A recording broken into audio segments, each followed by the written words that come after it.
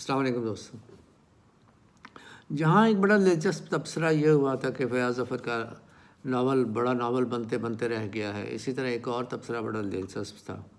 वो ये कि फयाज़ ज़फ़र ने पहले नावल में ही अब्दुल्ला हुसैन बनने की कोशिश की है या बन जाना चाहते हैं।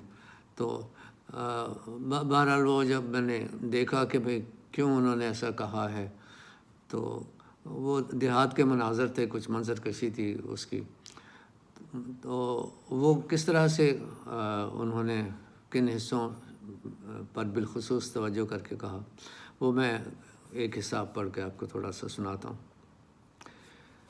दो दोस्त हैं, वो जा रहे हैं देहात, एक दोस्त दूसरे को लेके अपने घर जा रहा है। यूनिवर्सिटी फेलोज़ हैं दोनों, एक लेफ़्ट का है एक राइट का है, लेकिन वो बहस जो है आपस की इनकी वो शामिल नहीं है। मैं सिर्फ मंजर कशी के हवाले से थोड़ा शेयर करता हूँ। अभी सुबह ने अपनी आंख पूरी तरह से नहीं खोली है, उफ़क़ सूरज की सुर्खी के तासुर से पाक है। ज़मीन के बदन से फसलों की खुशबू में रची हुई महक फूट फूट कर फ़िज़ा में बिखर रही है। जहाँ परिंदे घोंसलों से निकल कर चोहलें कर रहे हैं, शाखों में बने हुए अपने घोंसलों, फ़िज़ा और फसलों और ज़मीन के दरमियान मुख्तसर वक्फ़ों के बाद उनकी उड़ान मुसलसल जारी है। खेत धुले हुए सब्ज़े से सजे हुए हैं और कुछ खेतों के उस सब्ज़े पर सरसों के पीले रंग के शगुफ्ता फूलों की तह चढ़ी हुई है। बाद नसीम के खुनक झोंके सरसों की नाजुक शाखों, सरसब्ज़ पत्तों और रेशमी फूलों में यूं पैवस्त हो रहे हैं जैसे किसी खूबरू की नज़रों के लम्स से नाशना किसी कवारी के खूबसूरत बदन के अंग अंग में पैवस्त होती जाएं और वो तन्हा और बेलिबास होने के एहसास से सिमट सिमट कर लहरा लहरा कर बेकाबू होती ज़मीन पर डोल रही हो। साथ के खेतों की खड़ी फसलें मिठास से यूँ मामूर हैं जैसे किसी महबूब ने अपनी दिलबर के रसीले होंठों का भरपूर बोसा ले लिया हो और शीरीनी अपनी ज़िंदगी तक के लिए ख़ुद में महफूज कर ली हो। गन्ने की इन फसलों को देखकर किसी छोटे से घने जंगल का एहसास होता है। नहर के किनारे शीशम के दरख्तों की कतार उसके मुनहनी किनारों के साथ साथ दूर तक नज़र आ रही है। दरख्तों के तने के करीब की ज़मीन पर गहरे सब्ज़ रंग की घास उनके बेअसर मुहाफ़ज़ों की तरह तनों के चारों तरफ खड़ी है।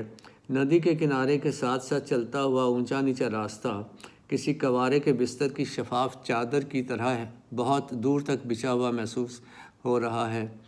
अख्तर और जाहिद एक एक बैग गले में लटकाए गांव की समत चल रहे हैं। अख्तर नदी के किनारे की समत है और जाहिद रास्ते की उस जानिब है जहां से चंद कदम बाएं ज़मीन 3-4 फुट नीची है। उसके बाद हमवार खेत हद्दे निगाह तक फैले हुए हैं।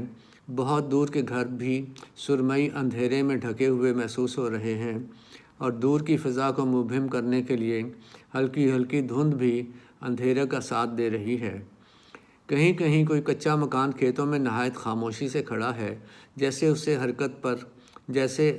हरकत करने पर खेतों के जाग जाने का अंदेशा हो और वो उनके आराम में मुखिल ना होना चाहता हो।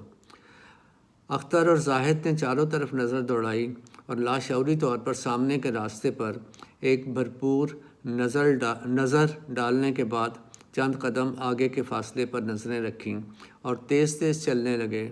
जब मशरिक़ की समत उफ़क़ के करीब आसमान पर फैले हल्के सब्ज़ रंग को बनफशी रंगत ढांपने लगी तो जाहिद ने अख्तर को देखा। उसके होंठ अब नॉर्मल हो चुके थे, जो स्टेशन से यहाँ तक खामोशी से हिले जा रहे थे। फजर की नमाज के बाद विर्द करना उसका मामूल था। खुनक हवा से दोनों के जिस्म पर तने रुएं पैदल चलने की वजह से खून की हिद्दत के सामने हथियार डाल चुके थे। अख्तर ने ज़रा रुक कर अंगड़ाई लेते हुए अपनी आंखों को पूरा खोला तो खुशगवार ठंडक उसकी आंखों में किसी मेहरबान मेज़बान की तरह उमड़ कर आई तो उसने महसूस किया कि वो ज़िंदगी को, इस सरसब्ज़ ज़मीन को और रोशनी को, ज़िंदगी देती सुबह को पहली बार देख रहा है। Thank you.